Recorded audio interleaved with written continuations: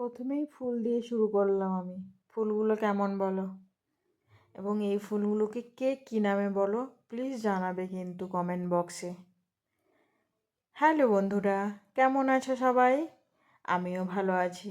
আমি তপতি আবার নতুন একটা ব্লগ নিয়ে চলে আসলাম তোমাদের কাছে। আমার ব্লগ দেখার জন্য সবাইকে ওয়েলকাম। এই যে সকাল সকাল একটু টুকটাক কাজ শেষ করে মেয়েকে খাওয়াতে বসিয়েছি, এটা হচ্ছে সব থেকে বড় কাজ। মেয়ে মানে তার পাপার আর আমার যদি একটু কিছু খাই, তারপরে আমি একটু ব্রেকফাস্ট করে নিলাম। আমি ব্রেকফাস্টটা একটু স্কিপ করেছিলাম, কিন্তু মেয়ের একটু 2 দিন ধরে একটু শরীর খারাপ বলে না এত ঘ্যান ঘ্যান করছে, আর ও তো এখনও আমার কাছ থেকে খায়। আমি যদি না খাই সারাদিন ওই খাচ্ছে, কোনো খাবার খাচ্ছে না। পরশুদিন তো সারাদিন কিছুই খায়নি, তো সেই জন্য আবার খেতে হচ্ছে, আবার ব্যাক করলাম একটু। এই যে কত বাজার হাট হয়েছে, এগুলো তুলবো, তাই ভাবলাম একটু ভিডিও করে নিই, কারণ দিতে তো হবে। কি করবো বলো, কত ভিডিও আর মনে হয় 3.5 মিনিট, কিন্তু একটা ভিডিও চালিয়ে দিয়ে সেইটাই তো আর করতে পারবো না, তাই খুচুর খুচুর করে দিতে হয়, কিছু করার নেই। এরপর আমি খেতে বসলাম। এই যে তাকে খাইয়ে টাইয়ে তাকে রেডি করিয়ে আমি খাচ্ছি, কখন জানো প্রায় 3:30 এরকম হয়ে যায়, এরকমই হয়ে যায়, কিছু করার নেই।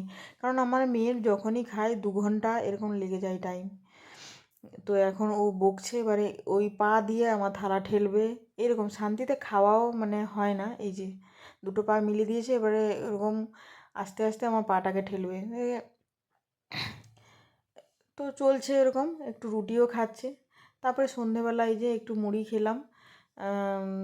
ও খাবে একটু, কিন্তু ও আমাকে খেতে দেবে না।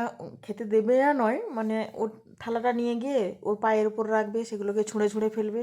তাই আমি যে খাই না, পুরো গিলে নিই তাড়াতাড়ি করে, না হলে সব ফেলে দেবে একদম। আমি সোজাসুজি একদম রান্নায় চলে আসলাম। এই যে কি বলে, মূলো ভাজা বলো, ভর্তা বলো, যাই বলো, ওটা হচ্ছে ওই পেঁয়াজ কুচি, রসুন আর শুকনো লঙ্কা ভেজে তাকে গুঁড়ো করে মিশিয়েছি।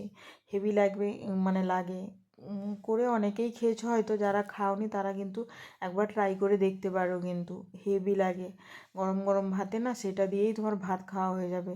এরপর আলু আর বিনস একটু ভেজে নিয়েছিলাম, তারপরে এই যে ডিম আলুর ঝোল। এবারে হয়তো এই ঝোলটা দেখে বলবে যে এত তেল দিয়েছে মা গো, কিন্তু কিছু করার নেই। আমার বর আবার একটু তেল মশলা, তার হচ্ছে একটা কথাই আছে না, পেলে দর্শনধারী বাদ মে গুণ বিচারি, সেরকম তার তরকারিতে একটু যেন ঝোল ঝাল এরকম হয়, একটু দেখতে ভালো লাগে, একটু লাল লাল ঝোল ঝোল, একটু তেল টেল থাকবে এরকম, না হলে ও খাবেই না। কারণ উনি মিষ্টির ভক্ত না, উনি যা কিছুতেই ওই ঝোল ঝাল এইসব, আর একটু তেল তেল থাকবে। আসলে ওই মাংস ডিম এই মাছ এইসব ছাড়া উনি কিছু খায় না। ও মিষ্টির ধারে কাছে যায় না, পুরো কিছুই খাবে না, ফিরেও দেখবে না।